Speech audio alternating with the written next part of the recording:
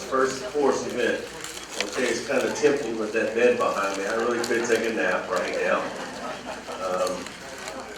By show of hands, who still remembers all that snow and ice that we were complaining about 6 months ago? Yeah, how's that working out for us right now, right? Okay. Welcome again. I know we had a month off last month. It's great to see everybody here. I think this is the record crowd I've seen so far, so much so to where we ran out of the meals we brought over. The beauty about having a cafeteria is we're making more, so we will get you taken care of here very shortly. But we apologize for the inconvenience, but we will rectify that in a few moments. It's great to have you here. I am Wesley Hoy. I am the Chief Operating Officer for the healthcare system. It is an honor and privilege to stand before you tonight and introduce the topic of the evening, strokes. We have two outstanding members of our medical staff with us tonight that are going to take us through this topic. And I would tell you, this is one of those service lines that we're passionate about. This is one of those service lines that we have worked hard to achieve the highest standards according to the Joint Commission.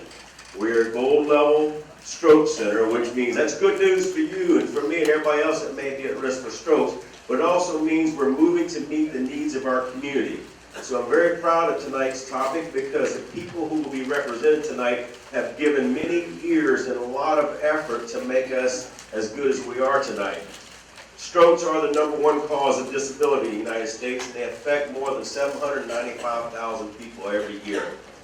It occurs when the flow of blood to the brain is blocked, and within minutes, the brain cells start to die due to the lack of oxygen. Joining us tonight to teach us how to recognize symptoms of a stroke, the risk factors, prevention, and treatment are Drs. Brian Henderson and Dr. Jason Slack, off to my right, your left. Dr. Henderson is the Director of our Emergency Medicine for the Medical Center.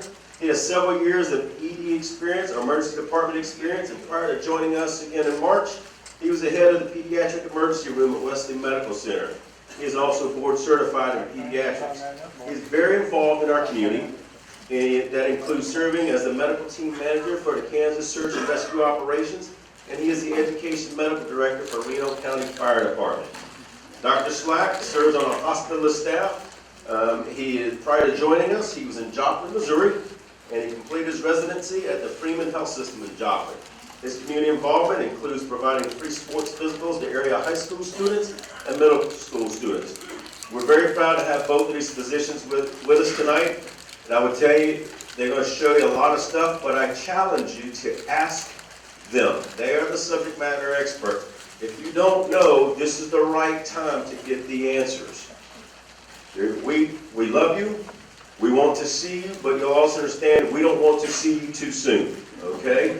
And this is one of those that I would tell you, we live in a part of the nation where we're at high risk for strokes. That's just the way it is. Let's face the facts. But we can do something about it. Tonight we're going to have that conversation. Feel free to ask questions, challenge them, and don't leave unless you have the questions answered or you know who we can connect you with to get them answered. That's my charter to you. Any questions for me before I turn it over to these two great physicians?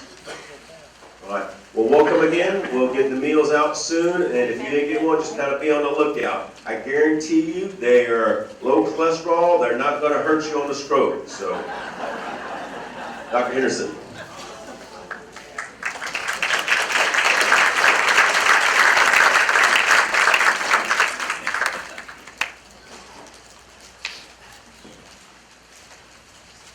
Diet Pepsi is also okay. Can you all hear me? No.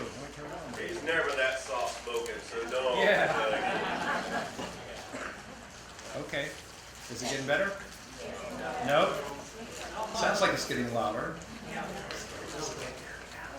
No? Okay. Well, I'm a pediatrician as well, so I guess I'm in the wrong room. I'm also trained in internal medicine back when they started doing dual training, so I'm an internist and a pediatrician. I started doing emergency medicine about 20 years ago. I really enjoy it. One of the hard things is when people are too young, they don't get all the dad jokes, so I'm going to start with one joke that I think you guys will get. How many of you like to watch Westerns? See, and if I get a 20-year-old, they don't even know what a Western is, so. Anyway, what did the three-legged dog say when he walked into the saloon? You can't catch me. I'm looking for the man who shot my pa. So it kind of goes along with disability in that. So things are changing. When I first started in residency, not every hospital had a cath lab for when you had a heart attack. And I think more people understand what a heart attack is. So there's coronary arteries that supply blood to the heart muscle so it can work. And if you get a plaque in there, it narrows that down a bit. If that plaque ruptures, the body thinks that you're bleeding, and so it forms a clot that fills up the whole inside of that blood vessel that supplies the blood to the actual heart muscle. And that's a heart attack, and that part of the heart will die if we don't get that opened up again. So even though the heart's full of blood, it can't get oxygen to all the muscle tissues unless it goes down through all the little capillaries and from the arteries. And the way arteries work, they're like a tree branch. They start off big, the main pipeline, and then it branches off until it gets down to microscopic little blood vessels that can supply blood to all the tissues. And of course, blood carries oxygen in it in the hemoglobin, and so that's how you get oxygen to your tissues. And if you cut that blood supply off, you're in big trouble. So we all know that when, if you stop breathing and your heart stops, we have like 4 or 5 minutes to maybe start CPR so your brain doesn't have permanent injury from it. But when you're having a stroke, it's a focal area, so some of the brain will do better just because it's getting some blood flow, oxygen, sometimes from other areas. So I guess I'll start flipping slides here. That works right. So. All right, so it's a big thing, stroke is. It may cause death, but even worse, it may take somebody that can work on the farm or has hobbies and run around and play with grandkids to somebody that has to live in a nursing home, and I think that's probably just as bad, if not worse. And you can kind of read some of this, but there are deaths from it. It may not be immediate. It may be because of the fact that you can't move and get out of bed and do things as well, but it affects a lot of people, 800,000 people a year. Leading cause of serious long-term disability, kills more women than breast and ovarian, uterine, and cervical cancer combined. Okay. So what is a stroke? We've talked about heart attack a little bit because I think people understand about heart attacks better than strokes. It's back when I was a resident. Again, we gave clot-busting drugs to heart attack people all the time. But we kind of had a thing of if we gave clot-busting drugs to stroke people, we were so worried they're going to bleed in their head and be worse off than they would have been had we done nothing. So for years and years, we really didn't aggressively treat it. We'd probably try to talk you out of it 10 years ago, unless you were very young and the stroke had just started. So what happens, just like in the heart, the brain has blood vessels that go out there. With a heart attack, you get chest pain. But with a stroke, the organ that's being damaged is actually nothing but a bunch of neurons anyway, and they don't really have a lot of cells that feel pain. So your heart muscle actually have nerves to feel pain, but the brain is nothing but nerves doing other jobs, and so they don't really feel pain as much. So usually you don't have a terrible headache if you have a bland stroke. But the blood vessels going out there, if you have let's say you have a plaque, like we talked about with the heart, in your neck, and it ruptures open from high blood pressure and things like that, and exposes collagen in the wall of the blood vessel, your body is used to sensing that as a cut, and it tries to form a clot to stop you from bleeding, but it forms on the inside of that blood vessel, and the blood still going by can break that clot loose, and it'll just keep going, and it'll follow just like in a river, that pathway, and when it gets down to a small area where it can't go any further, it lodges in there. If it doesn't go away for several hours, whatever part of the brain is getting blood from that artery may die, or it may become abnormal where it doesn't function as well, or if you get outside that zone, it may actually be okay. So our goal is to try to get rid of that clot. Now sometimes a little clot will lodge in there, and it's small enough that your body breaks it down on its own, and it goes away, and that's what we call a TIA. So our goal is not to have the brain cells die. In a TIA, your body takes care of it. The little clot dissolves on its own. This is a picture here. And they call it sometimes a mini stroke, meaning a small stroke, which is not really a great name because you could think it's a very teeny stroke. It really means a stroke that happened that resolved itself. When people come and say they've had many strokes, you could think, well, they must have had 100 strokes. So it's not a great name. It means it's a tiny stroke, but it really means that it kind of came and went. But it is an early signal that you might be prone to having strokes, either having blood that clots too easy or your blood's too thick. Sometimes smokers' blood will become very viscous and thick because their hemoglobin goes up so high. So that's a good sign that you need to at least go get checked out, get your arteries looked at to make sure they're not half blocked and need to be cleaned out or something like that. If you have the other stroke, if that clot stays there long enough, it will, there's a zone that it perfuses, and the center of that zone, those cells are probably going to die.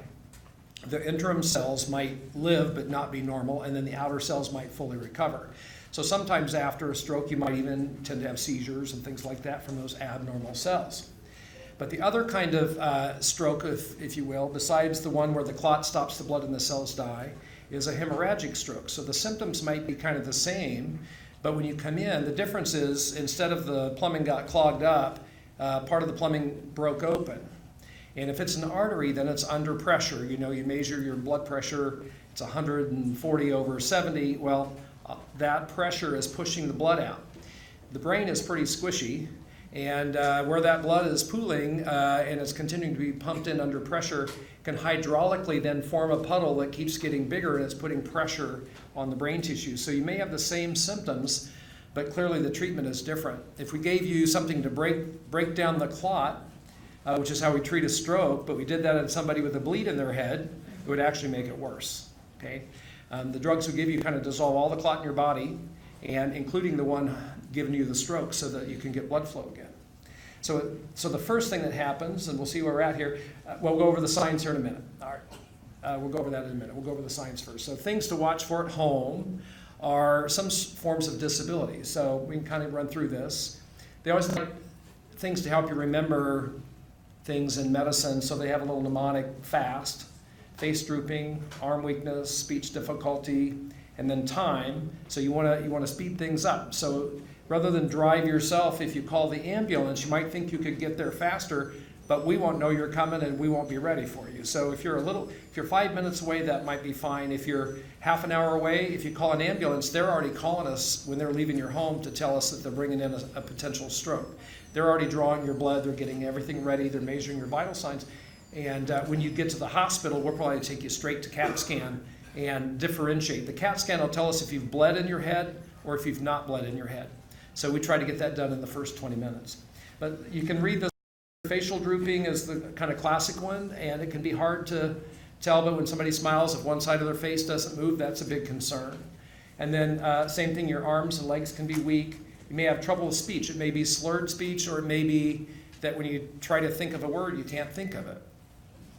I can always think of words to say, as you can see, but I can never remember the mnemonics, so I don't like to use them that much. But it could be that you feel weak. It could also be that you feel numb.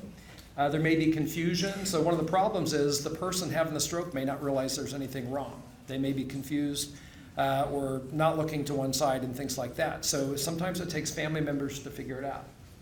You can have trouble seeing, trouble walking, and sudden severe headaches probably going to be the bleeding type of stroke, and you still need to come to the hospital for that. We're just not going to treat that with the same medicine. Okay? All right.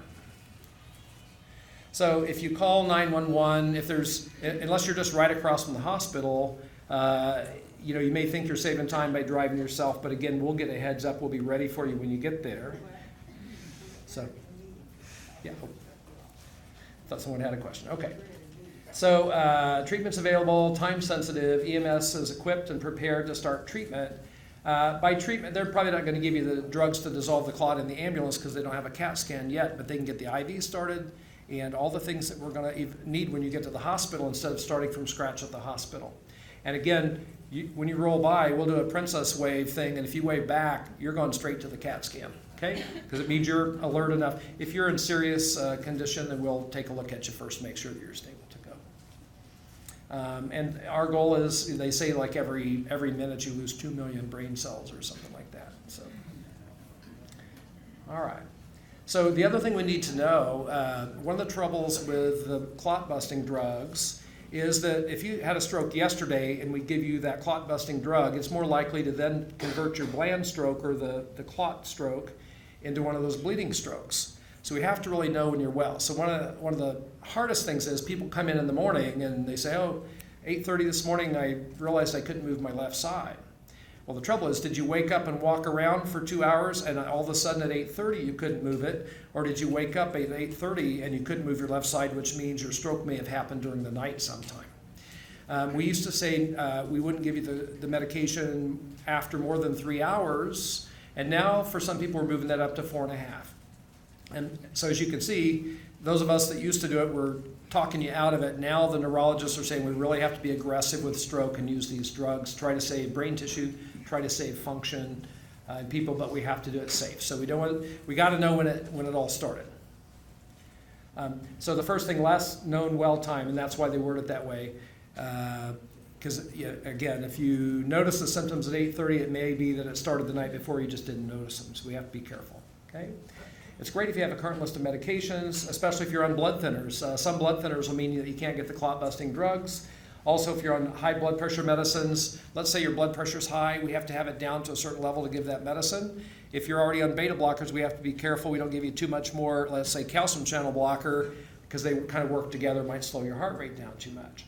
So it's good to know the medications you're on. If you're the sort of person, and there might be a few in this room, who can't really remember what all their problems are and can't really remember their meds and their family helps out, if there's a family person that's helping another person, it's great to type up a list of medications and a list of problems, maybe the doctors, the pharmacy you go to, laminate it, stick it in all the family members' wallets and stuff if you're that organized. That would be my wife doing that for me, but so that, if somebody gets there or the patient gets there and said, I don't know what my problems are, but my daughter made this for me and here's my list of stuff. So it's a good idea, including also allergies, especially to medications, but also food. And then past medical history. Sometimes that makes a big difference. Does anybody have any questions? They can't wait till the end. You're welcome to jump in and ask if you want, okay? When they arrive, they're going to be getting vital signs and all that sort of stuff when the ambulance arrives. Again, they're going to get an IV started. They'll go ahead and draw some blood and put it in tubes so when we get to the hospital, it can go straight to the lab. Speeds all that up. Get an IV started. You could ask them to run the lights and sirens, but they'll probably do that anyway, even if you don't ask. So, yeah. All right. And then, of course, we get a call that you're coming. We'll get your name put on the computer board. It'll say pre-arrival. We'll have a room waiting for you. The doctor will probably know about it unless he's in the middle of 5 other huge things. And again, we'll do a quick assessment to make sure you're safe to go to CAT scan. When I say you, I don't mean you, but whoever's coming in. And then that'll save us some time, because 20 minutes would be, 40 million brain cells or something like that. That's an estimate. So, all right. All right, and there's the CAT scan there. It's not the big long MRI that scares everybody, but the donut. Everybody likes donuts, right? Anybody not like donuts? Okay. Get the CAT scan. And again, blood when you bleed shows up as a big white spot. And so if even us regular ER docs can look at a brain, and if there's a big white spot in the middle, we're not going to give you the clot-busting drugs. You've had a hemorrhagic stroke, not a bland stroke. We're probably going to send you somewhere that has a neurosurgeon. Okay? Because if it keeps bleeding, then they are the ones that can fix that. Okay. Our goal is to have the CAT scan done in the first 20 minutes. As you can see, we really can't fool around asking you a bunch of questions and that before you go to CAT scan, because then we need a radiologist to read it, to be on the safe side and call us back with a report. All of that takes time, and of course time equals brain cells, as they say.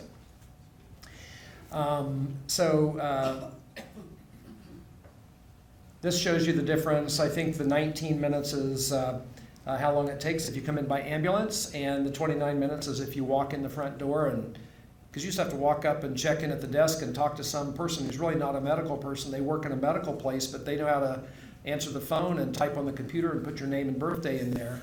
So they may not initially recognize that you're having a stroke and need to go straight to the back, although they have some information on that. And it's funny how people will come in. The difference between what people check in with is what we call a chief complaint, and what we figure out 5 minutes later is often very different. So we may not realize to start that whole process as fast. So it does save you some time if you come in by ambulance. All right, and after the CAT scan, we're going to come in and look at you and make sure that, if your symptoms are all gone, that's great, but we're going to confirm that we believe, yes, your left side is drooping and your left arm is weak, or you're having trouble getting your words out. And then that way, we're also then going to consult a neurologist. So one of the problems we've had in Hutchinson over the past 20 years that I've been here is, if the neurologist is at home in bed sleeping, it's kind of hard to get them to come in and see you. We can diagnose a stroke, but we're not as good as somebody that is their whole training. And so what we used to do was we would call, the ER doc would call the primary doc and the neurologist, and the three of us would try to make a decision, but that, of course, took some time to get people on the phone. And back in those days, like I say, half of us were kind of voting to not be doing the medicine because we were more worried about causing harm from the medicine than the stroke. So what we do now is we have, and Dr. Maloney and Dr. Isaac, I think, are retiring as well. We have a bunch of young, peppy neurologists. A lot of them are out of Denver, and they'll do telemedicine with a computer in the room. We call it a robot. They can see you very well. I can walk in, put my head in, and talk to the doctor if I want to. They'll have the nurses help them with the exam. I'll give them my 2 cents worth, and then help us decide if it's a good choice for you to get the clot-busting drug. We do scales to make everything objective, so we can score you, and that helps us decide if we're going to give the medicine, also the length of time. Also, if you're 105, we're less likely to give you the medicine than if you're 75, because your risk goes up to have that hemorrhagic stroke, and we don't want that to happen if we can help it. So then we'll talk. They'll call us on the phone, and we'll decide together if we're going to give the medicine. They're much more inclined to give it because they're well trained in neurology, and they know that if we don't give it, you might live the rest of your life in a nursing home. If we give it, sometimes 15 minutes later, you're moving that arm and doing better. This is talking about the medicine we can give if it's a bland stroke. Bland just means you didn't bleed as opposed to a hemorrhagic stroke. And so the bland stroke is the one with the clot that doesn't dissolve on its own. Okay? So we can give you Activase or Adaplace. And same thing, it takes a while to mix it up. It's kind of some weird stuff and takes some time to mix up. So again, if we know you're coming, we can have during the day, we actually have a pharmacist that does nothing but work in the emergency department. That really helps. And it seems like a lot of the strokes come in the morning after you wake up and you have problems and things like that. So that's helpful, and if not, the downstairs pharmacist will come up and help us mix it. But it takes some time. And just think of it as though your body is always in the state of forming a clot. If you get a cut, it stops your bleeding. But actually all your capillaries, all your blood vessels potentially could leak, but they get plugged up with platelets, and it forms a clot to stop you from bleeding spontaneously. With no platelets and no clotting factors, you'd start bleeding from everywhere. So your body does form clots, but if you have one of these plaques in your brain, it may form a big clot that's going to stop that blood flow. We can give you this medicine that's going to basically shut down all the clotting in your body, and that's why it's also dangerous, because you're in that state we were talking about before. You can bleed from anywhere. So we have a big long checklist of things. If you just had surgery yesterday on your back, you may not be able to get the medicine because that's going to make it bleed there, as an example. Okay. So that talks about the contraindications. We have a big long list we'll go through and make sure that we think you will do okay to get the medicine and will benefit from the medicine more than the chance of having a big risk. And what I can say is we are a stroke-ready facility, and so we are following all the World Health guidelines and all that. So you're getting kind of the same care here as you would, let's say, at Wesley, except Wesley has a neurosurgeon, so if you get the hemorrhagic stroke, we'll be sending you to Wesley or St. Francis or someplace like that. Okay. The other thing we check for, let's say you have a bland stroke, which is that clot stroke, but it's more than 3 or 4 or 5 hours, and we decide, well, it's been too long. We can also do angiograms, which means put some dye. So you get a CAT scan when you first come to make sure you didn't bleed. You could then get a CAT scan of your head and neck with dye going through the vessels to see if there's a big clot there. So if it's too late to give you the clot-busting drugs, but it's less than 24 hours, we say 22, because we have to ship you to Wesley, they can actually go in with a catheter sometimes and grab that clot and pull it out, and then hopefully benefit you just like the clot-busting drug and open that blood vessel back up. Okay? So that's what's at the bottom, the endovascular procedures. We have up to 24 hours, but since we have to transfer you to Wesley, we would say 22 hours. Give us time to get you there. Okay? And all of these things, if it was 5 days later, the risk to you would be just too great to do it. So we work with Wesley Telemedicine, and most of their neurologists are actually out of Denver. And I can tell you the same robot, the same whatever is happening at Wesley too, because you just can't get you can't get a doctor that's not right there in the emergency room there fast enough to decide and help you decide and make a difference. Okay. And I think this is where you guys are going to do the demonstration of our robot. Are there any quick questions? We're also going to answer questions at the end. And then afterwards, if you have a question you want to come up and ask me, or preferably Dr. Slack, maybe ask him, you'd be welcome to do that. So, any quick questions? Does it take you a minute to set up there? What's the name of the busting drug that you gave? It's Altace or Altapace. Did you see the names up there? There you go. The ATP or whatever. Yeah. It used to be streptokinase. There's been a lot. We've gone through a lot of them. Some are used more for heart. There's lots of politics involved as well, I assume. But anyway, they all basically shut down your clotting system for a period of time to let you reperfuse your brain. Any other questions? Yes, ma'am. How do they get you to In an ambulance again. And we usually don't fly from here because it takes us long to get a helicopter and all that. We usually go by ground. We can get there in 45 minutes. And that's why we subtract the 2 hours off the 24 hours. We actually have a relationship with Wesley, and I actually worked at Wesley the last 5 years prior to coming back. I've lived here 20 years, but I was over there for a while. And so we work well with Wesley. So we're all set up to get you over there to the neurointensive care unit. And St. Francis has a good neurointensive care unit as well.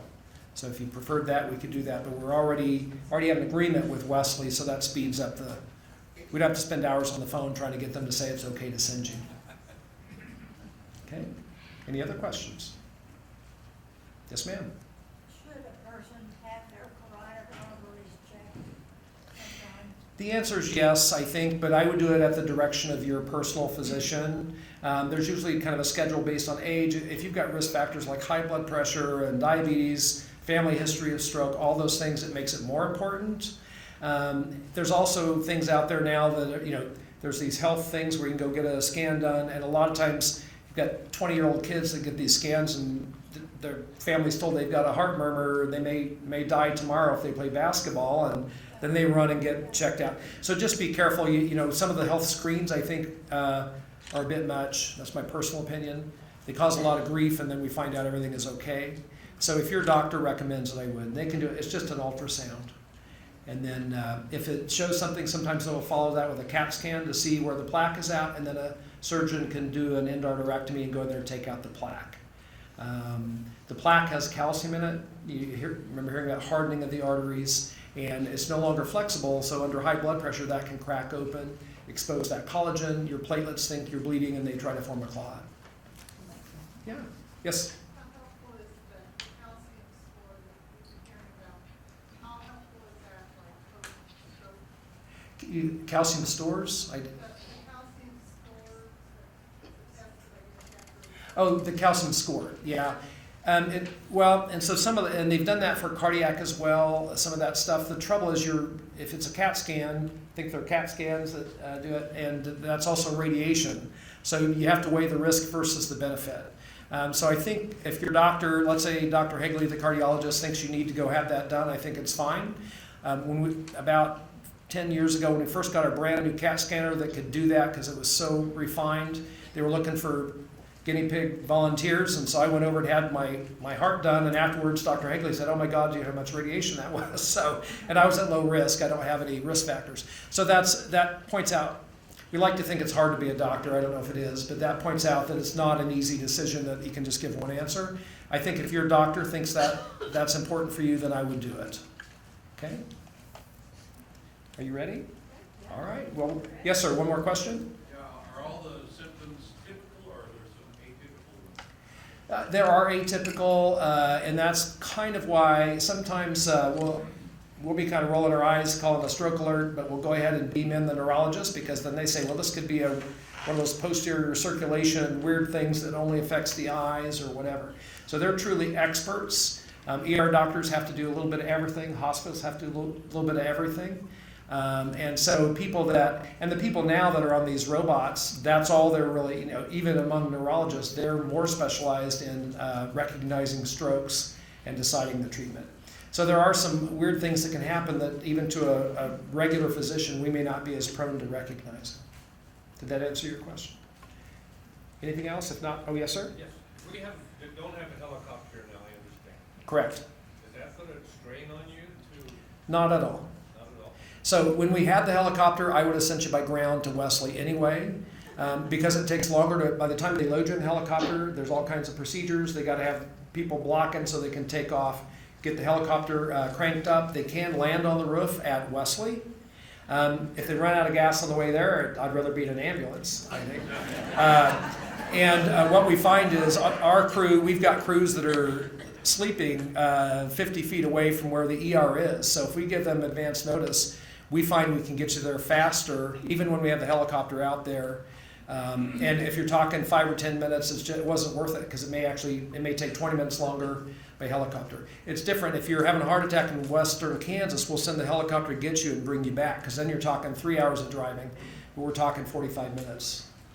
So there's been a lot written about that as far as using helicopters too often. Even in the big cities, it might make a difference. If there's a lot of traffic and you can go rooftop to rooftop, it may save you some time. But okay. All right, let me let you get the demo. Yeah, we're being good. Thank you. This isn't working. The light should be green, it's not.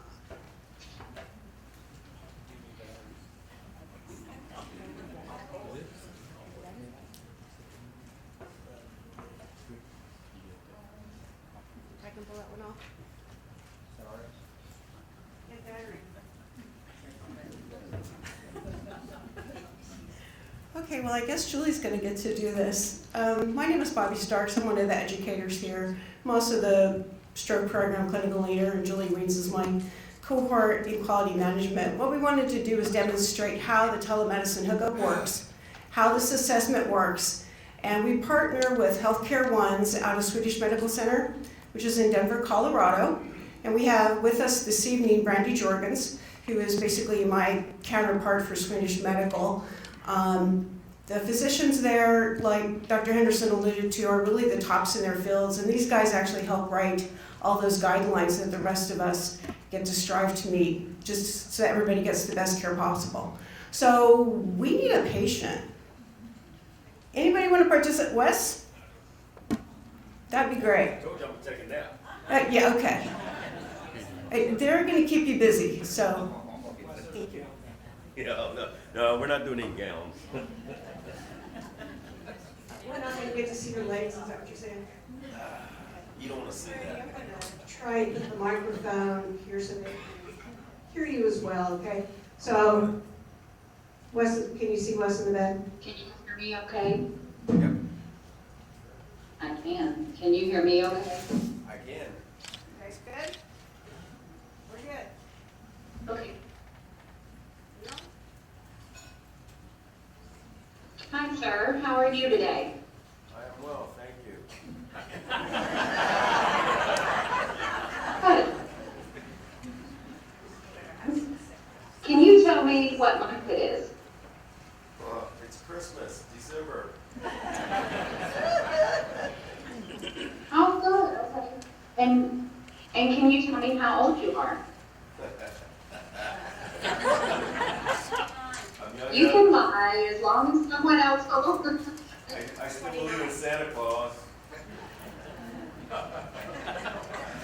Good. Okay. Well, I'm still going to score you off with that, okay?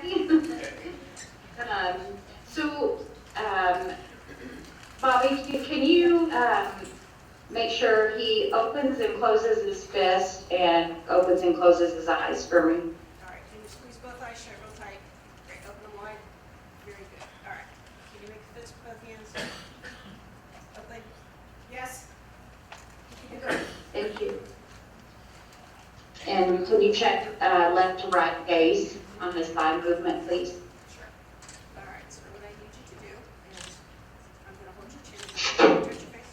All right, you're going to need to follow my finger, swirl your feet. All right, very good. Okay. Peripheral vision for me. Now let's look at my face, and just tell me which one might be.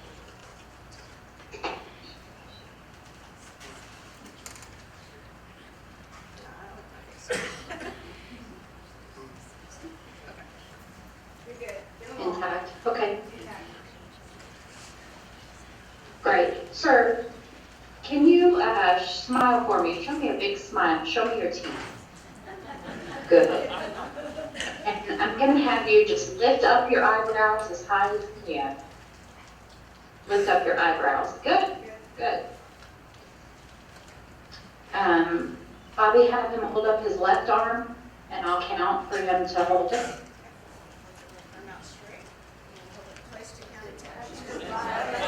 One, two, three, four. You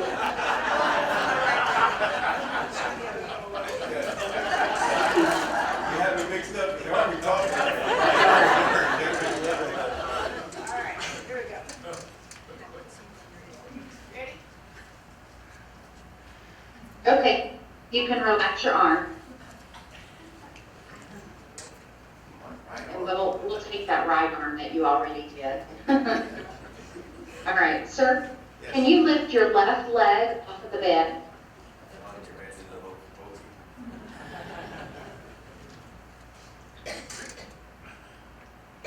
Okay, you can relax.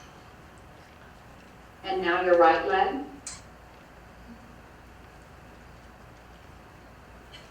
That's great, thank you. Do you feel, do your left and right arm feel normal? Do you have tingling or numbness? Just my left arm. Your left arm, what do you have? What's your sensation? A little bit of tingling radiating down my elbow and down to my fingers. Okay. Have you been walking okay too?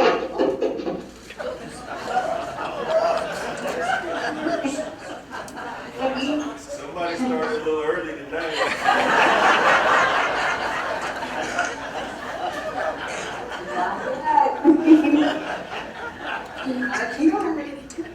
Have you been walking today? I have. Have you felt dizzy when you walk? Not too bad. A couple of hours ago, I started getting a little dizzy. I sat down and then my arm started tingling. Okay. Are you home? Okay. Bobby, do you mind doing a sensory test versus right on the cheeks? Sir, close your eyes. Can I call you when I get home? I will say if it's much longer. Yes. Okay. Or just tell me what time to leave. You're not in the office. Just the same, no sides.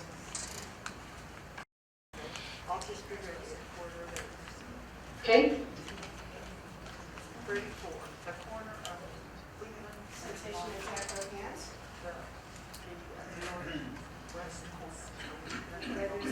Okay, and check legs for me. Okay, bye-bye.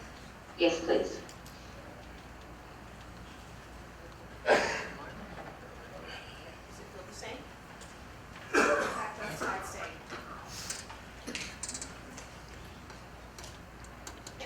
Okay, great. Would you show him that picture? Sir, she's going to show you a picture. Can you describe everything you see in the picture for me? A mom and wife doing dishes, 2 kids getting into the cookie jar, and a sink is overflowing and water splashing on the ground. It's like my house. Great. Can you? Well, I noticed you said the wife or the woman. You could get in there and do that.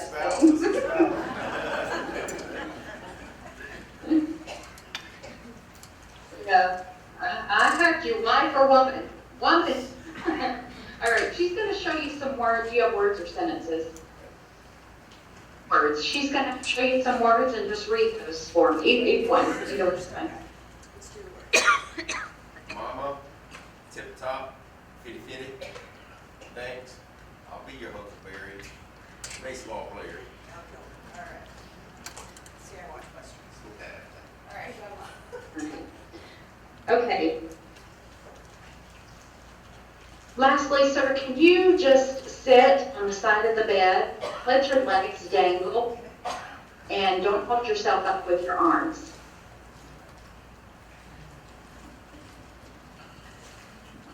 Okay, you can relax. Do you want me to go through the process after? Do you want me to go through any more process? No, I think probably that's good. Okay. So then when they All right. get, hold on a You minute. did a good job. Now go wash dishes. There you go. Thank you.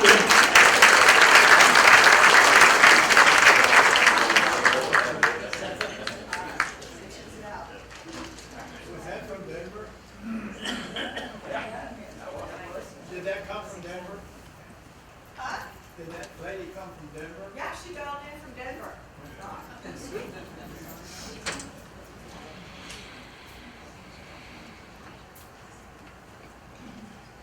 All right, hello. Thank you guys for coming out tonight. My name is Dr. Slack. I'm on the internal medicine physicians here working as a hospitalist for Hutchinson Regional.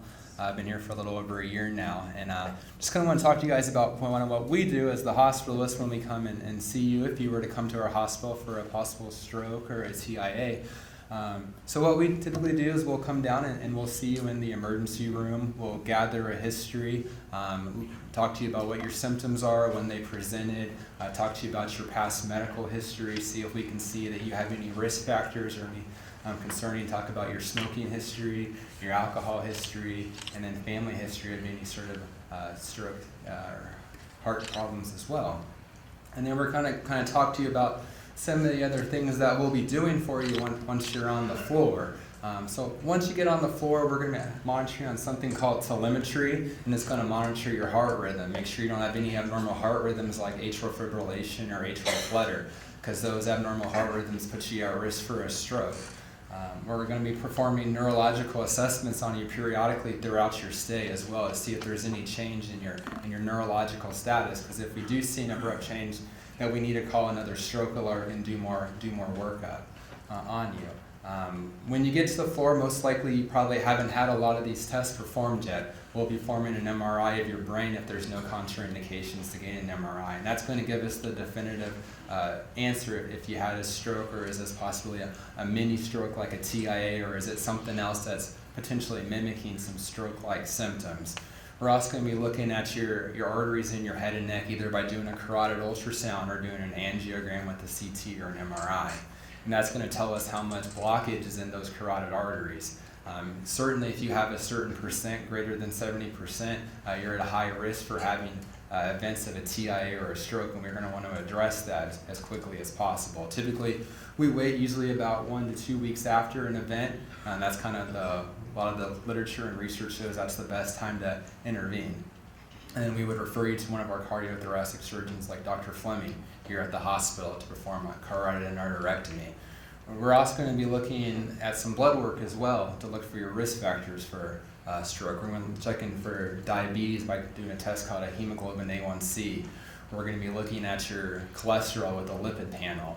We're going to be doing that. And with those tests, we can do calculations based off your smoking history, what are your other medical problems like high blood pressure, if you have diabetes, what's your smoking history, are you on aspirin, and we're going to do a calculation called an ASCVD, and that's going to give us what your 10-year risk for a stroke or a cardiac event, or in your lifetime risk for having a stroke or a cardiac event. And based off that scoring, it's going to let us know what kind of a cholesterol medication that you need. And sometimes your cholesterol doesn't look too bad, but based off other risk factors, it tells us that you're at a high risk for a stroke, and we need to be on a cholesterol medication anyways. And sometimes those cholesterol medications also have anti-inflammatory effects, which can also decrease your risk for a stroke as well. So sometimes we have patients say, well, my primary care doctor checks my cholesterol and it's normal all the time, but it's not always the case. You're still at a high risk for having a TIA or a stroke or some sort of a cardiac event. And doing these blood works and looking at all your risk factors is going to give us a calculation to get you on the proper medications to prevent future events.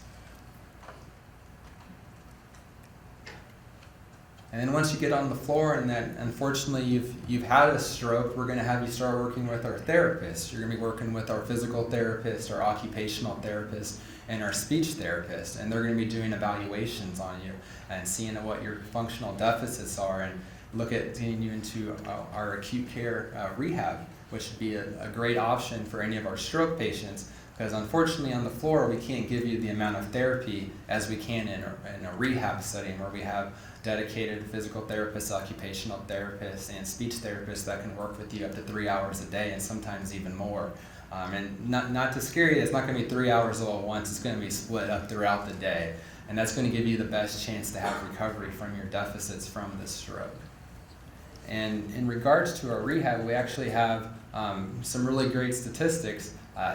83% of the patients that come to our acute care rehab facility are actually discharged home and don't have to go to a nursing home, which is actually higher than the national average, which is around 75%. So obviously the work that we're doing in our inpatient rehab units is very well. You'll be seen by Dr. Robbie, who's actually a physical medicine rehabilitation physician that will be working with you with the therapist there to get you the best care plan for recovery. And someone like myself or one of the other hospitalists will also be seeing you in rehab to kind of guide your chronic medical problems, and if anything acutely happens, that we will be there to take care of that for you. And this just kind of talks about some of the benefits of our inpatient rehabilitation that we already talked about. You're going to get a minimum of 3 hours of physical therapy, occupational therapy, and speech therapy at least 5 days a week, lots of times 6 times a week. And then there's always a nurse that's in-house 24/7 to be looking after you as well. And there's always a hospitalist in-house 24/7 that can also respond to any emergencies or any needs that you have at any time of the day. And these are just some of the risk factors for strokes and TIAs, and high blood pressure, one of the biggest ones, tobacco use, diabetes, high cholesterol, not being very active, having obesity, carotid disease, which we're doing those tests to look at your carotid stenosis, atrial fibrillation, heart disease, certain blood disorders, we don't see that very often here, like sickle cell disease, patients that are very anemic, it affects the ability of oxygen to transport, which makes you a high risk for having a stroke. And then illegal drug use, like I'm sure none of you guys see this here, but certainly cocaine, methamphetamine, that puts you at a high risk for a stroke as well. And then excessive alcohol intake. And these are some of the risk factors that unfortunately we can't control. Unfortunately, women have a higher risk of strokes than men do. Certain races like Hispanics and African Americans are at a higher risk for strokes as well. And then just having a history of prior strokes too.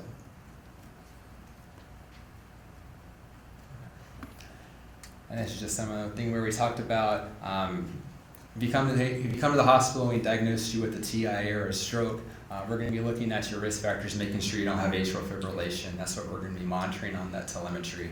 Obviously, if you have atrial fibrillation, you probably need to be on something stronger than aspirin or Plavix. You need to be on a blood thinner like Eliquis or Xarelto or Pradaxa or Coumadin. And there's risk factors that we look for to see what your score is, to see if you would benefit from that. We also need to manage your cholesterol like we talked about. We need to stop smoking, work on smoking cessation with medication or nicotine. And we also need to do the medical treatment for atrial fibrillation, get you on the proper blood thinners if needed. And then if you don't have atrial fibrillation, keep you on like aspirin or Plavix or a combination of those two medications. Okay. Alrighty. I believe that is all that we have. This is just Dr. Isaac and Dr. Mounty who were our neurologists, but they have unfortunately retired. They both of them retired? From the hospital they have, yes. So, and I think now we'll leave it open for any questions that you guys have for myself or Dr. Henderson, and we can do our best to try to answer that for you. I've got a question back here. Young lady would like to know, how does your body feel when you're having a stroke? Are there A lot of times patients are kind of more what we call apathetic. Sometimes patients don't really seem to be as concerned that they have stroke-like symptoms. We see that very frequently. And one of the biggest things I want to stress is, a lot of times patients come in and, they've obviously had some neurological deficits like weakness or numbness or tingling, but they say, well, I didn't have the facial droop, so I didn't think about coming in, and they come in 2-3 days later, and because these symptoms haven't gotten any better, and unfortunately we're kind of outside the time frame to do any sort of drastic measures like give you that TPA, that blood thinner to try to correct anything, or gets you available for an interventional radiology at a bigger medical center like St. Francis or Wesley. Yes, sir. Did they say that if you're taking a blood thinner like Coumadin, that they can't give you the TPA? Correct. What do they do then? We would just kind of do permissive hypertension. A lot of new guidelines say that first 24 hours with an acute stroke, it's best to leave your blood pressure higher than 220 over 120, and then we just look at all your risk factors for strokes to try to prevent that. You want it higher? Yeah, so in an acute stroke that's not a hemorrhagic stroke, the bleeding stroke, it's actually beneficial for your blood pressure to be high. It's kind of your body compensating and perfusing that area of the stroke. And that's also why we're doing that CT angiogram. We're looking to see if there's any high-grade blockage. And if we do see some high-grade blockage, that actually tells us that we need to do this permissive hypertension, sometimes even up to a week, to give you the best chance for recovery. The reason they don't is if you're already on Coumadin and your INR is real high, and we give you the other drug, it puts you at a higher risk of bleeding, Absolutely. which makes everything a lot worse. Yes, ma'am. If you have some risk factors, but you haven't had any symptoms, but the risk factors in the family and everything, is there some reason why your doctor would not do some of these diagnostic tests to see if we're heading that direction, or? It certainly is beneficial to do routine blood work, checking for diabetes. They recommend that, checking your cholesterol panel. It's going to probably be from provider to provider. We're going to do carotid screening. If you look at the United States Preventative Task Force, that's actually something they don't recommend because there's really no evidence supporting it. But some physicians feel very strongly about it. You got strong family history, you have risk factors like you have really bad diabetes, really uncontrolled high blood pressure, really bad cholesterol, and it's probably not a bad idea to take a look at that, just to be on the safe side. Yes, sir. So a TIA or a mini stroke is just kind of so the question asked was if you have a mini stroke, does it leave any scarring of your brain? So the difference between an acute stroke and really a TIA is the fact that it's just kind of a temporary blockage. And that eventually that blockage you no longer have, and that's why your symptoms go away within that first 24 hours. If you have no, usually not. It might show an old stroke in the past that maybe you've never noticed. We see that pretty frequently. Patients will have a CT scan or an MRI, and we can see evidence of an old stroke that maybe you've had months, years ago. That's definitely going to be a good indication that you need to be on an aspirin and statin medication as well. But typically with those TIAs, your symptoms are going to recover, and we're going to see no evidence of any stroke at all or any problems at all on the MRI. We have a question back here. Yes, sir. Many of us are somewhat reticent to call 911 just in case, maybe it's just a weak arm and maybe it's for something else. I noticed you have 4 symptoms and, one of them is slurred speech and so on. Do you really, if all 4 of them are there, it's just pretty obvious. But if you just had one, should you call 911? Absolutely. Because time is brain, kind of like what this earlier slide said. We really need to get you seen and evaluated as quickly as possible. Because there are sometimes patients just have one symptom of slurred speech, but you would hate to have slurred speech for the rest of your life. That would be a horrible deficit for you to live with. And same with even if it's just weakness of one arm. You really should get checked out by the emergency department and have a teleneurology beam in and see you and evaluate you. Here. Question right here. I had a brain tumor 8 years ago. It was benign. Does that put me at a greater risk of having a stroke in the future? Do not believe so. No. Yes, ma'am. My husband had a couple of small strokes, but his first symptom was changes in his vision. Absolutely. So it can be change in vision, it can be that you feel as if your balance is more off, numbness or tingling, weakness, severe headache, some of just the slightest symptoms, you really shouldn't ignore it. I called the ophthalmologist and he didn't think it was anything to do with you. Didn't get alarmed and said, we'll check you out in the morning. That's unfortunate, but whenever you have any doubt, it's probably best to always go to the emergency department. That's going to be your best option. It really is. Any more questions at all? What's the difference between heart attack and stroke? Heart attack, typically you're going to have, you've been through it, but people present typically, you think of the typical heart attack with that crushing substernal chest pain. Sometimes people can just be more short of breath, especially with exertion. Sometimes they could just have like a pain in their shoulder. Diabetics and women lots of times have more atypical symptoms. Sometimes it's harder to detect, but you don't always have that classic, I feel like something's sitting on my chest that's crushing. And then with your stroke, you're probably not going to be having that chest pain. If you're having chest pain, more anxiety, and you're going to have more weakness, changes with your speech, slurred speech, trouble getting the words out that you're wanting to say, change in vision, facial droop, weakness, feeling off balance, numbness, or tingling. I guess you're. Put aspirin on each person's tongue. I think the best thing would, certainly we're going to give you aspirin. Certainly we're going to give you aspirin when you get to the hospital. We don't see any evidence of a bleed. Probably best to get seen and make sure you can get that CT scan. Yeah. But the worst thing is, aspirin's an antiplatelet and it's going to thin your blood. And unfortunately, if you had a CT scan that showed a hemorrhagic stroke, that bleeding stroke, we would prefer you not to have an aspirin then. So it's best just to let us evaluate you first and rule out that bleeding stroke first. Any other questions at all? Yes, sir. What about Bell's palsy? I'm sorry, What about what? Bell's palsy. Bell's palsy definitely can sometimes mimic a stroke. It's definitely, you can get that facial droop, but sometimes we see some difference between Bell's palsy and a stroke, just based on looking at your forehead and how you're doing. But it's best just to be evaluated, just to be on the safe side. We would hate to miss something. Yes, sir. TIAs, they can hit you real fast and be gone just like that. Absolutely, but you need. Lose your vision a little bit. I mean, things go kind of wonky. But should you be concerned about that? Absolutely. So sometimes people will come into the hospital for a TIA and their symptoms have all resolved and they wonder why we want to admit them. But we look at criteria. One of the criteria, like I said, something called an ABCD2 score, and it's going to look at the presentation of your symptoms, what your blood pressure is, what the duration of your symptoms were, and if it's at a high enough score, you really should be monitored for 24 hours because you're at a higher risk to have an actual stroke in that first 24 hours.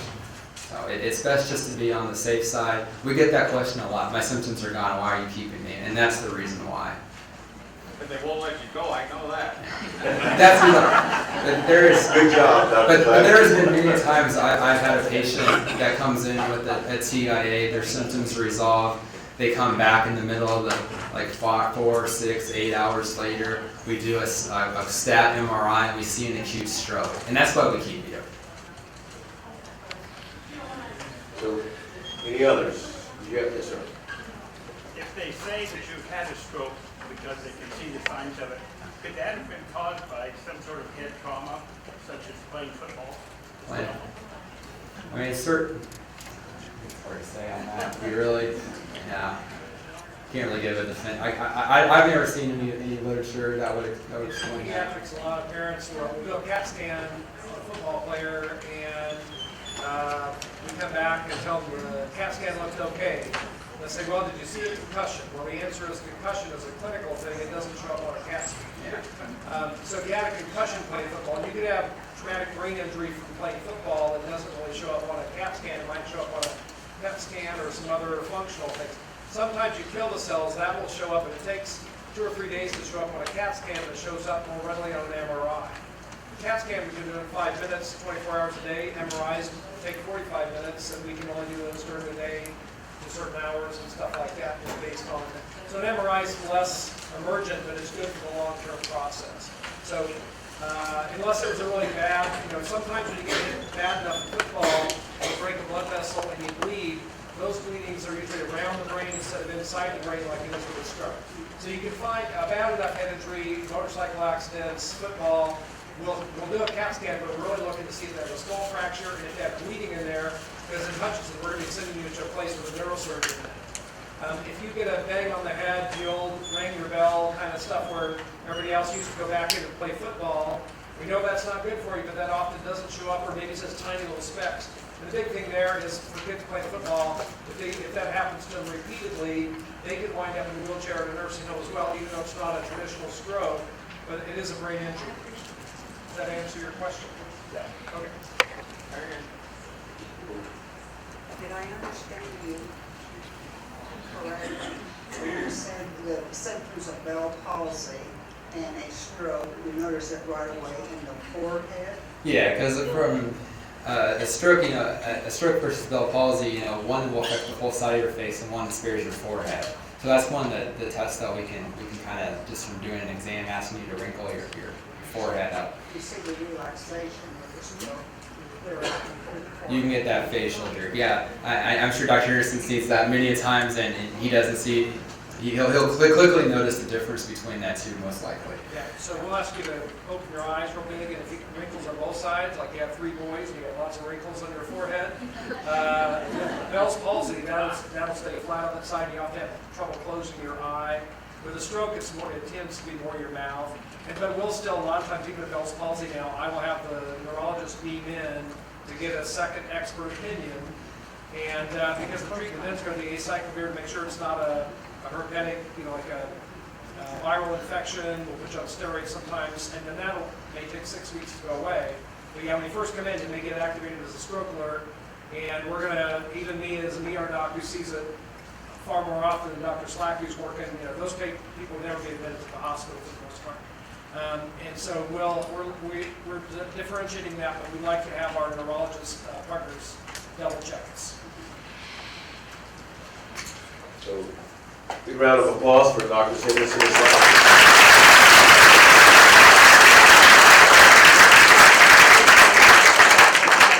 As we talked earlier today, this is something we are passionate about, and I would ask you to think back over the last few years. We've done a whole lot of improvements just so we can go after these types of diseases.